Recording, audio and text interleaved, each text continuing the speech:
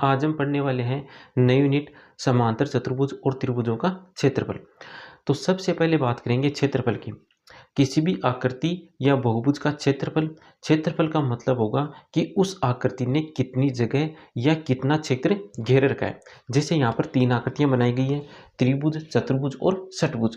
तो सबसे पहले इस आकृति की बात करें तो इस आकृति ने कितनी जगह घेर रखी है, तो इस आकृति ने ये वाली जगह घेर रखी है। तो इस जगह या इस क्षेत्र को ही कहेंगे इस आकृति का क्षेत्रफल।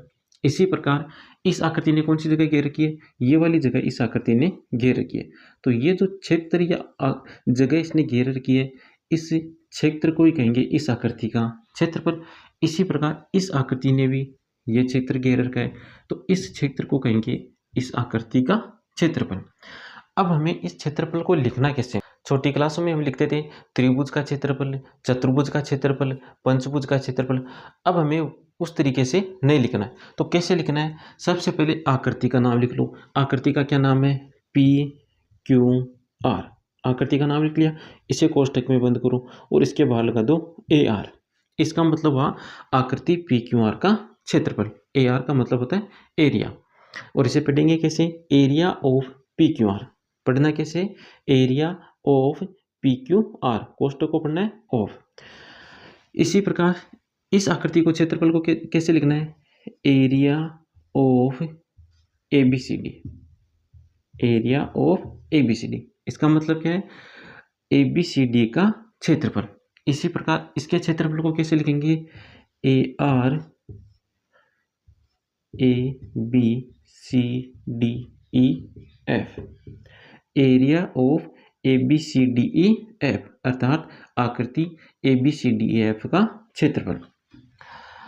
अब यदि दो आकृतियां सर्वांग सम है, जैसे कोई भी दो आकृतियां, दो बहुभुज सर्वांग सम है, मान लो एक आकृति है P और दूसरी आकृति है Q। ये दोनों आकृतियां सर्वांग सम है। दोनों आकृतियां कैसी है? सर्वांग सम। तो सर्वांग सम आकृतियों का क्षेत्रफल हमेशा बराबर होगा, अर्थात एरिया ऑफ P बराबर होगा एरिया ऑफ Q के। तो कोई भी दो आकृतियां सर्वांग सम है तो उन दोनों आकृतियों का जो क्षेत्रफल होगा वो हमेशा बराबर होगा। इसके अलावा यदि कोई आकृति दो आकृतियों से मिलकर बनी हुई है, जैसे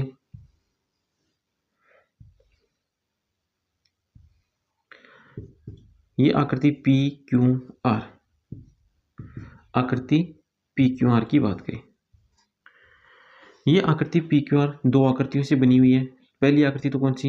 ये वाली आकृति, इसका नाम क्या है? Q P T S. और दूसरी आकृति कौन सी है? S T R. तो आकृति पी क्यू आर दो आकृतियों से बनी हुई है, तो इस आकृति पी क्यू आर का क्षेत्रफल इन दोनों आकृतियों के, ये जो दोनों आकृतियां, इन दोनों आकृतियों के क्षेत्रफल के योग के बराबर होगा, अर्थात area of P Q R बराबर होगा area of P Q S T के plus area of S T R. तो हमें दो बातें ध्यान रखनी है। पहली बात तो कौन सी? यदि दो आकृतियां या दो बहुभुज सर्वांग सम है तो उन दोनों आकृतियों या बहुभुजों का क्षेत्रफल हमेशा समान होगा। दूसरी बात, यदि कोई आकृति दो आकृतियों से मिलकर बनी हुई है तो उस आकृति का क्षेत्रफल उन दोनों आकृतियों के क्षेत्रफल के योग के बराबर होगा। इस यूनिट में हमें दो आकृतियों के क्षेत्रफल के मध्य एक संबंध का अध्ययन करना है, और उस संबंध का अध्ययन हमें तब करना है जब वो दोनों आकृतियां एक ही आधार और एक ही समांतर रेखाओं के मध्य स्थित हो। तो एक ही आधार और एक ही समांतर रेखा के मध्य स्थित होने का मतलब क्या है? तो इन दोनों बातों को हम पहले अलग अलग समझेंगे। तो सबसे पहले बात करेंगे एक ही आधार पर स्थित होना। तो कोई भी दो आकृति एक ही आधार पर स्थित होंगी यदि उन दोनों आकृतियों में एक भुजा उभयनिष्ठ हो। यहाँ पर देखो कुछ आकृतियां बनाई गई है, इनमें देखते हैं कि ये आकृतियां एक ही आधार पर स्थित है या नहीं। तो सबसे पहले इस आकृति की बात करें। इस आकृति में देखो दो आकृतियां बनी गई हैं, दो त्रिभुज बनाए गए, पी क्यू आर और दूसरा है क्यू आर एस। ये दो त्रिभुज हैं। इन दोनों त्रिभुजों की बात करें तो इन दोनों त्रिभुजों में एक भुजा उभयनिष्ठ है क्यू आर, ये वाली भुजा उभयनिष्ठ है। तो इन दोनों त्रिभुजों को कहेंगे एक ही आधार पर स्थित त्रिभुज या एक ही आधार पर स्थित आकृतियां। यहाँ पर इन दोनों आकृतियों में भी देखो सीडी भुजा उभयनिष्ठ है, तो इन दोनों आकृतियों को कहेंगे एक ही आधार पर स्थित आकृतियां। इन दोनों आकृतियों की बात करें, इन दोनों आकृतियों में भी एक भुजा उभयनिष्ठ आ रही है BC, इसलिए इन दोनों आकृतियों को कहेंगे एक ही आधार पर स्थित आकृतियां। इस आकृति की बात करें तो इस आकृति में देखो दो आकृतियां हैं ABCD और PQRS। अब इन दोनों आकृतियों में कोई भी भुजा उभयनिष्ठ नहीं है।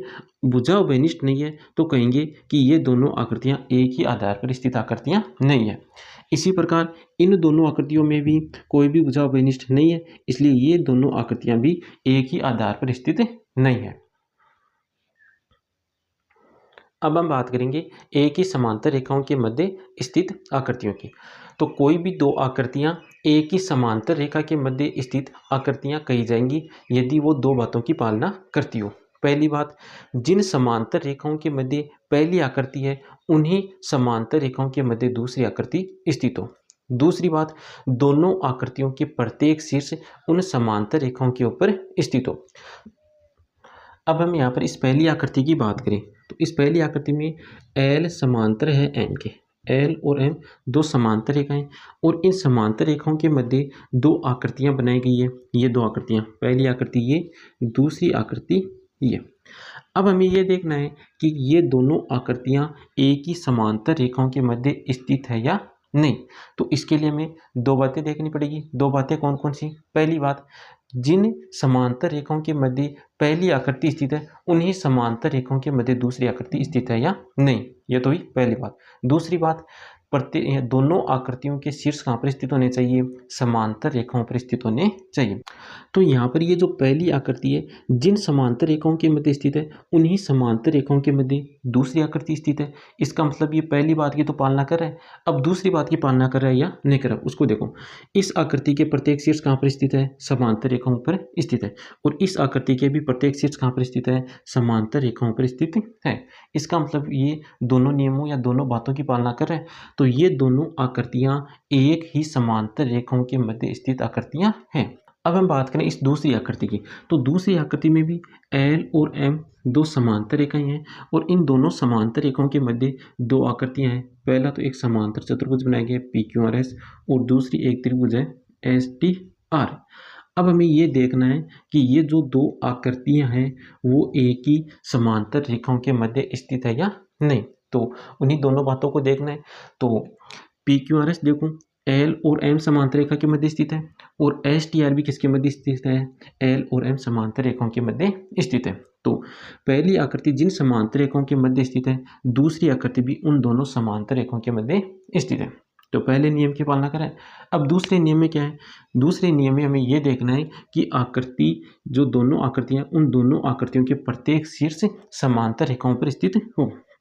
तो हम बात करें PQRS चतुर्भुज की बात करें तो इसके शीर्ष देखो समांतर रेखाओं पर स्थित है और त्रिभुज के शीर्ष भी कहाँ पर स्थित है? समांतर रेखाओं के मध्य स्थित है। तो ये दोनों नियमों की पालना कर रहा है। इसका मतलब ये हुआ कि ये दोनों आकृतियां एक ही समांतर रेखाओं के मध्य स्थित है।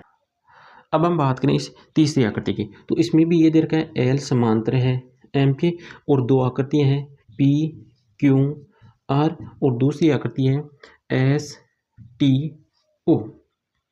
अब हमें ये देखना है कि PQR और STO एक ही समांतर रेखाओं के मध्य स्थित है या नहीं। तो पहला नियम क्या है कि जिन समांतर रेखाओं के मध्य पहली आकृति स्थित है उन्हीं समांतर रेखाओं के मध्य दूसरी आकृति स्थित हो। तो पहली आकृति देखो, ये वाली पहली आकृति L और M के मध्य स्थित है और दूसरी आकृति भी किसके मध्य स्थित है? L और M के मध्य स्थित है। तो पहले नियम की तो यह पालना करें। अब देखना है कि दूसरे नियम की पालना करते हैं या नहीं करते हैं। तो दूसरा नियम क्या है? इन आकृतियों के प्रत्येक शीर्ष कहाँ पर स्थित होने चाहिए? समांतर रेखाओं पर स्थित होने चाहिए। तो यहाँ पर इस शीर्ष की बात करें P की, तो ये शीर्ष P समांतर रेखाओं पर स्थित नहीं है। इसका मतलब ये एक नियम की पालना नहीं कर रहा है। अगर नियम की पालना नहीं कर रहा है तो हम कहेंगे कि ये दोनों आकृतियाँ एक ही समांतर रेखाओं के मध्य स्थित नहीं है। अब हम बात करें इस आकृति की, तो इसमें भी दे रखा है कि L समांतर है M की और ये देखना है कि ABC और एक चतुर्भुज है PQRS। एस, ये दोनों आकृतियां एक ही समांतर रेखाओं के मध्य स्थित है या नहीं। तो पहले क्या देखना है कि जिन समांतर रेखाओं के मध्य पहली आकृति स्थित है उन्हीं समांतर रेखाओं के मध्य दूसरी आकृति स्थित हो। तो पहली आकृति देखो कहाँ पर स्थित है, एल और एम समांतर रेखा के मध्य, और दूसरी आकृति भी उन्हीं समांतर रेखाओं के मध्य स्थित है। तो पहले नियम की तो ये पालना कर रहा है। अब हमें ये देखना है कि ये दूसरे नियम की पालना करते हैं या नहीं करते। तो यहाँ पर हम देखें कि ये जो दोनों आकृतियाँ हैं, इन दोनों आकृतियों का कोई भी शीर्ष समांतर रेखा पर स्थित नहीं है। तो ये दूसरे नियम की पालना नहीं करे। अगर दूसरे नियम की पालना नहीं करे तो हम कहेंगे कि ये दोनों आकृतियाँ एक ही समांतर रेखा के मध्य स्थित नहीं है। तो हमने देखा कि कोई भी दो आकृतियाँ एक ही आधार पर स्थित कब होती है। उसके बाद हमने देखा कि कोई भी दो आकृतियाँ एक ही समांतर रेखाओं के मध्य स्थित कब होती है। अब हम इन दोनों बातों को मिक्स करेंगे। मिक्स करने का मतलब ये है, अब हम ये देखेंगे कि कोई भी आकृति एक ही आधार व एक ही समांतर रेखाओं के मध्य स्थित कब होगी। तो इसके लिए ये आकृतियाँ यदि तीन नियमों की पालना करें तब हम कहेंगे कि ये दोनों आकृतियाँ एक ही आधार और एक ही समांतर रेखाओं के मध्य स्थित है। पहला नियम है एक ही आधार हो, अर्थात उन दोनों आकृतियों में एक भुजा उभयनिष्ठ हो। दूसरा नियम है एक ही समांतर रेखाओं के मध्य स्थित हो, अर्थात पहली आकृति जिन समांतर रेखाओं के मध्य स्थित है उन्हीं समांतर रेखाओं के मध्य दूसरी आकृति स्थित हो, और दोनों आकृतियों के प्रत्येक शीर्ष समांतर रेखाओं पर स्थित हो। यह इसका दूसरा नियम। तीसरा नियम क्या है, आधार समांतर रेखाओं पर स्थित हो। जो उभयनिष्ठ भुजा है वो समांतर रेखा पर स्थित होनी चाहिए। यदि वो दोनों आकृतियां इन तीनों नियमों की पालना करती है तो उन दोनों आकृतियों को कहेंगे एक ही आधार और एक ही समांतर रेखाओं के मध्य स्थित आकृतियां। यहाँ पर एल और एम समांतर रेखा है और इन समांतर रेखाओं के मध्य दो आकृतियां हमने बनाई हुई है। पहली आकृति है ए बी सी, दूसरी आकृति है बी सी डी। अब हम ये चेक करेंगे कि क्या ये दोनों आकृतियां एक ही आधार और एक ही समांतर रेखा के मध्य स्थित है या नहीं। तो इसके लिए हम वो तीनों नियमों को चेक करेंगे। तो पहला नियम था कि दोनों में उभयनिष्ठ भुजा हो। तो यहाँ पर देखो बी सी भुजा उभयनिष्ठ आ रही है, इसका मतलब पहले नियम की पालना कर रही है। दूसरा नियम क्या था कि दोनों आकृतियाँ एक ही समांतर रेखा के मध्य स्थित हो। तो उसमें भी दो नियम पढ़े थे। दो नियम क्या थे कि जिन समांतर रेखाओं के मध्य पहली आकृति स्थित है उन्हीं समांतर रेखाओं के मध्य दूसरी आकृति स्थित हो, और साथ में दोनों आकृतियों के प्रत्येक शीर्ष उन समांतर रेखाओं पर स्थित हो। तो जिन समांतर रेखाओं के मध्य पहली आकृति स्थित है उन्हीं समांतर रेखाओं के मध्य दूसरी आकृति भी स्थित है, और दोनों आकृतियों के प्रत्येक शीर्ष कहाँ पर स्थित है, समांतर रेखा पर स्थित है। तो दूसरे नियम की भी ये पालना कर रही है। तीसरा नियम क्या था, तीसरा नियम ये था कि जो भुजा उभयनिष्ठ है, जो भुजा उभयनिष्ठ है वो समांतर रेखाओं में से किसी एक रेखा पर स्थित हो। तो यहाँ पर उभयनिष्ठ भुजा कौन सी है, BC, और BC भुजा कहाँ पर स्थित होनी चाहिए, उन समांतर रेखाओं में एक रेखा पर स्थित होनी चाहिए। तो यहाँ पर ये जो BC उभयनिष्ठ भुजा है समांतर रेखा L और M में से कौन सी रेखा पर स्थित है, M पर स्थित है। तो तीनों नियमों की ये पालना करी। इसका मतलब ये हुआ कि ये दोनों आकृतियाँ एक ही आधार और एक ही समांतर रेखा के मध्य स्थित हैं। इसी प्रकार यहाँ की बात करें तो एक आकृति तो है ABCD और दूसरी आकृति है BCA।